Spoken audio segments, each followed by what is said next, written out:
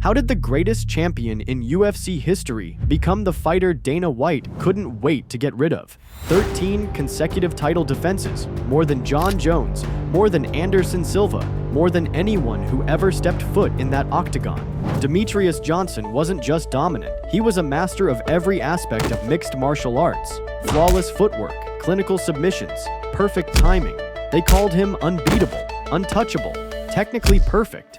So why is his name rarely mentioned in GOAT debates? Why was he quietly traded away like a piece of scrap while less accomplished fighters were being plastered across billboards? What did Demetrious Johnson do wrong? Besides win, was it because he didn't talk trash, didn't start brawls at press conferences, didn't throw chairs or make headlines outside the cage? Was it because he spent his time playing video games instead of chasing clout? Or was it because he refused to be molded, to be used, to become a marketing puppet for a machine that only rewards chaos? This isn't just the story of a fighter. It's the story of a system that punished excellence because it didn't come with a scandal. A legacy buried not because it lacked greatness, but because it lacked controversy. This is Demetrious Mighty Mouse Johnson. And this is the story they don't want you to remember. Demetrious Johnson wasn't born into privilege or handed opportunities. He was forged in silence and pain. Raised by a single mother who was deaf, he learned early that actions spoke louder than words. While other kids were playing, DJ was watching his mother read lips with laser focus, never letting anyone know her disability. That's where he learned precision. That's where he learned to observe everything. But the real shaping came from his abusive military stepfather. Abusive stepfather who was, military based. When kids are being disobedient, not listening, and you get frustrated, and there's a way that you take to restore order. Most kids would break. DJ got mentally bulletproof. No father figure, no stability. His mother bounced between marriages to different military men, searching for security that never came. DJ found his escape in two places, the wrestling room and video games. While his friends were doing drugs and partying, he was grinding. 3 jobs, training alone, dating his future wife at Red Lobster, breaking every statistical probability stacked against him as a young black man from a broken home. By the time he entered MMA, Demetrious Johnson had already survived hell. The cage would be easy compared to his childhood. He wasn't just another fighter looking for fame. He was a man with a mission. So I never told anyone like this, but I've always wanted to be famous when it came to athletics. I don't know if I even told my wife this, but when I was in high school, I was always a multitask athlete. Break the cycle, provide for his family, and prove that greatness comes from work, not words. The UFC had no idea what was walking through their doors. When the UFC created the flyweight division in 2012, they thought they were solving a simple problem: what to do with all the undersized bantamweights getting crushed by bigger men. They set up a 4-man tournament to crown their first 125-pound champion. What they got was something they never expected.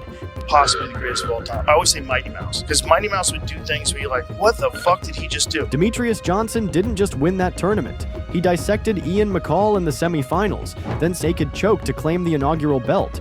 But that was just the beginning. What happened next was unprecedented in UFC history. DJ turned the flyweight division into his personal chess match against the world's best martial artists. Against John Dodson, the explosive knockout artist, he weathered early storms and systematically broke him down over 5 rounds. When they rematched, DJ knocked Dodson out cold with a perfectly timed head kick. Against Kyoji Horiguchi, Japan's rising star, he showcased suffocating wrestling and ground control. When Genius came against Ray Borg, with 1 second left in the 5th round of a fight he was already winning, DJ locked up a flying armbar midair and nearly ripped Borg's arm off. It was video game perfect, the kind of finish that should have made him a superstar. Instead, it highlighted the UFC's biggest problem. DJ's dominance had become mathematical. Fans stopped buying pay-per-views because the outcome felt predetermined. His fights became technical exhibitions rather than dramatic battles. While other champions built their brands on trash talk and controversy, DJ built his on surgical precision. The result? He became the most skilled and least marketable champion in UFC history. The company had never faced this paradox before. Their greatest fighter was their worst business investment. By 2016, the UFC had a problem they'd never faced before. What do you do with a champion who's too good for his own division's marketability? Their solution wasn't to find better promotion or creative matchmaking. It was systematic sabotage. The first shot came through money. While champions like Conor McGregor negotiated million-dollar purses and pay-per-view points, the UFC flat-out denied DJ any future PPV revenue for his flyweight title defenses. Think about that. The most dominant champion in company history was told he'd never see a percentage of the events he headlined, no matter how long he remained champion. Then came the threats. In 2017, UFC executives openly discussed shutting down the entire flyweight division, not because it lacked talent, but because their champion wasn't generating enough revenue.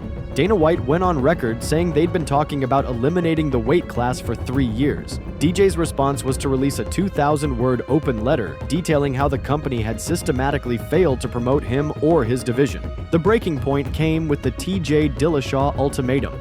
The UFC demanded DJ move up in weight to fight the bantamweight champion, essentially forcing their flyweight king to abandon his throne for a money fight that served everyone except him.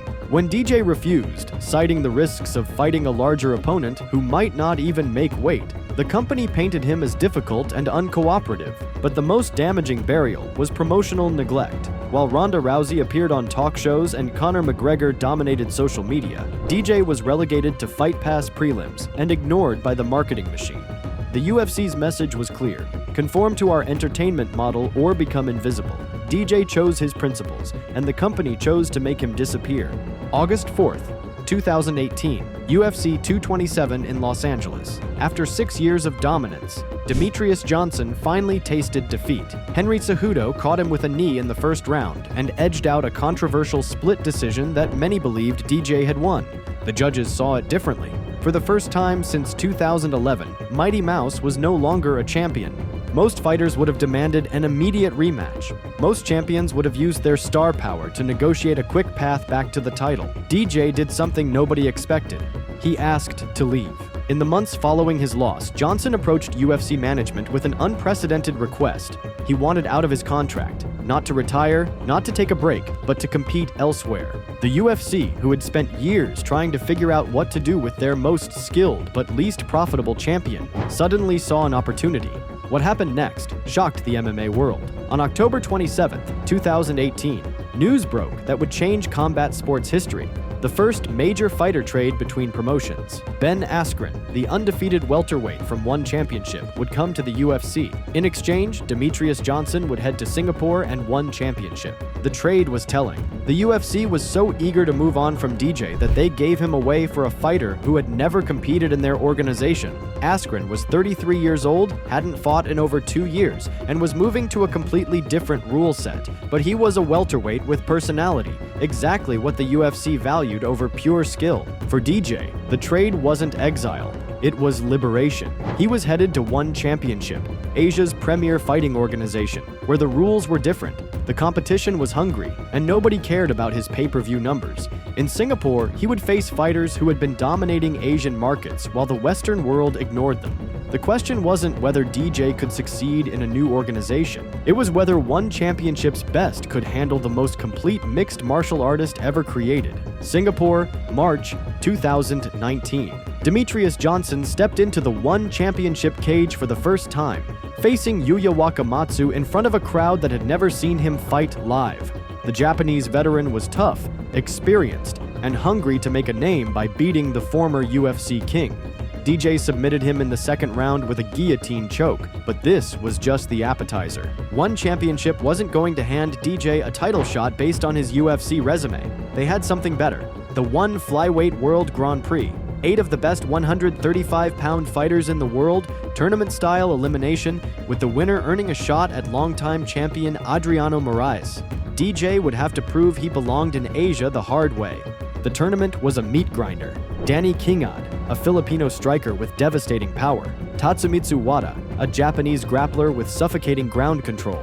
Kairat Akhmetov, a Kazakh wrestler who had never been submitted. Each fight was a different puzzle, each opponent bringing skills DJ had never faced in the UFC's more limited flyweight pool. But the real test came in the Grand Prix final against Danny Kingad. The Filipino had home crowd support and knockout power that could end the fight with one shot. DJ weathered early storms, showcased his improved striking, and eventually locked up a Kimura that forced Kingad to tap. The tournament belt was his, but more importantly, he had earned his shot at Adriano Moraes. Moraes wasn't just another champion.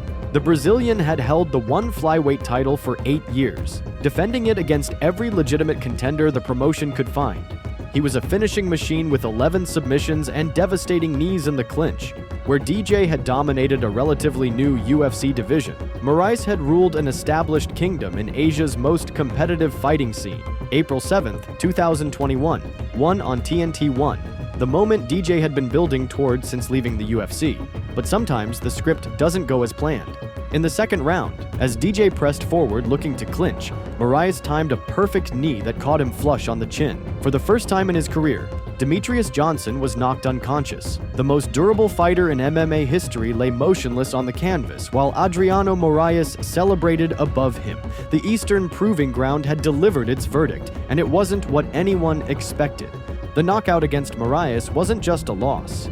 It was a mirror. For the first time in his career, Demetrious Johnson had to confront mortality inside the cage, but 2021 brought deeper pain than any knee could deliver. DJ's sister passed away, and suddenly the obsession with perfection that had driven his entire career felt hollow. He found himself questioning everything: the pressure, the expectations, the relentless pursuit of flawless performances. The old DJ would have demanded an immediate rematch with Moraes. Instead, he made a decision that showed his growth. He would work his way back, earn another shot, and face other challenges along the way. One championship had the perfect test waiting: Rodtang Jitmuangnon, the most violent and entertaining striker in combat sports. Rodtang wasn't just dangerous. He was a phenomenon. The Thai had accumulated over 250 wins in Muay Thai before turning 21, demolishing opponents with a relentless forward pressure that had made him one's biggest star. But this wouldn't be a regular fight. One championship created something unprecedented, a special rules bout where rounds 1 and 3 would be pure Muay Thai, while rounds 2 and 4 would be MMA. August 26th, 2022, the most unique challenge of DJ's career. Could the most complete mixed martial artist survive the most devastating striker when stripped of his grappling advantages? Round 1 was everything fans expected. Rodtang stalking forward, throwing bombs, putting DJ on the defensive, but something had changed in Johnson.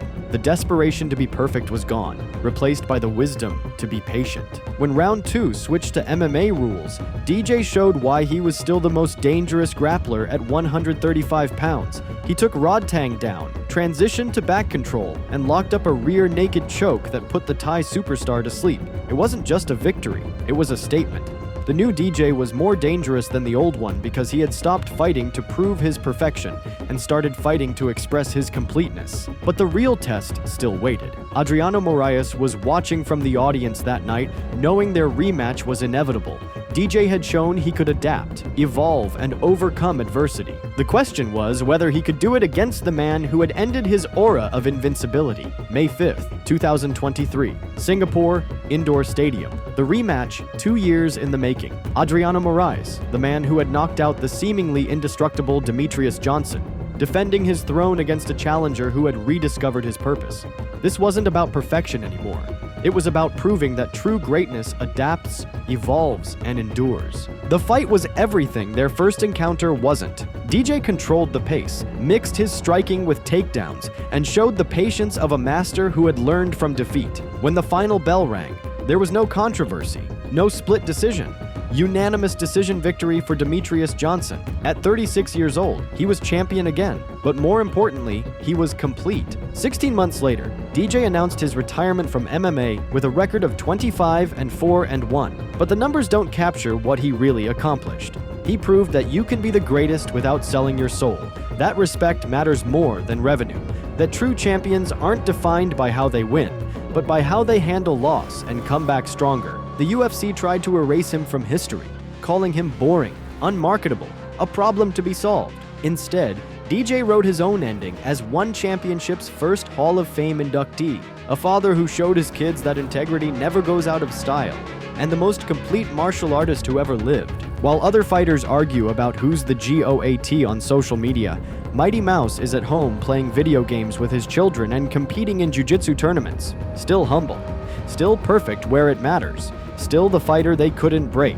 If this story inspired you, hit that subscribe button and let me know in the comments. Who do you think is the real GOAT of MMA? Because after everything you've just seen, that conversation isn't complete without Demetrious Johnson's name at the top of the list.